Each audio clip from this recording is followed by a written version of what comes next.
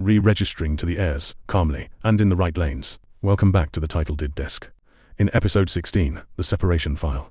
Today is episode 17, the modification nobody plans for, so let me handle it the way it deserves, calmly. Practically. The reminder. This is general educational content, not legal advice. Every estate is different, and the right path is always specific to the case.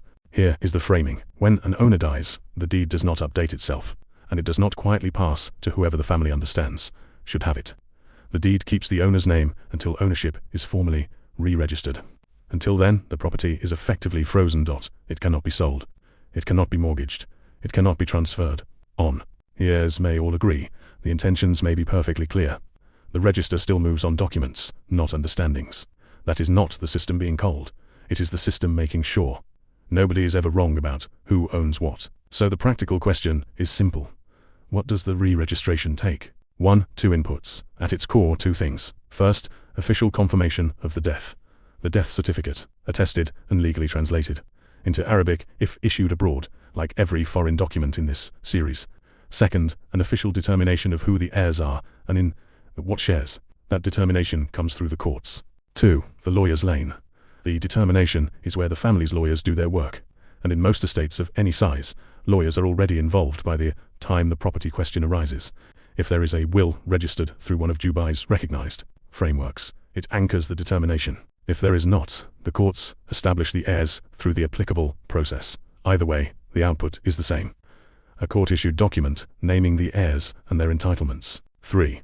The deed lane. Once the determination exists, the property side becomes what everything in this series becomes: a documentary sequence at the land department. The deed is re-registered from the deceased owner into the heirs' names in the shares. The determination sets out the file, death certificate, the determination, the heir's identity, documents, the original deed, the usual supporting pieces. Where documents originate abroad or heirs are overseas, the attestation and translation chains apply here too, sometimes across several countries at once. 2 shapes worth knowing in advance. If there are several heirs, the re-registration completes into shared ownership in the determined shares.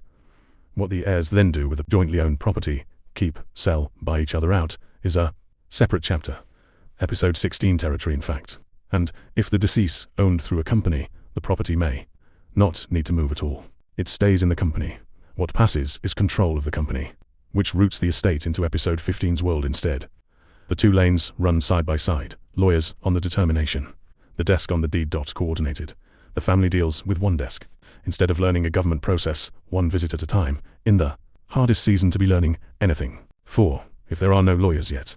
In smaller, simpler estates, sometimes there are not. That is fine. When the case comes to the desk, we look at what the estate actually consists of, and we advise on the merits, what the file needs, which determination applies, what order the pieces go in, and where legal counsel genuinely is needed versus where it is not. A single apartment with 2 adult heirs in agreement is a very different file from a portfolio with heirs in 4 countries.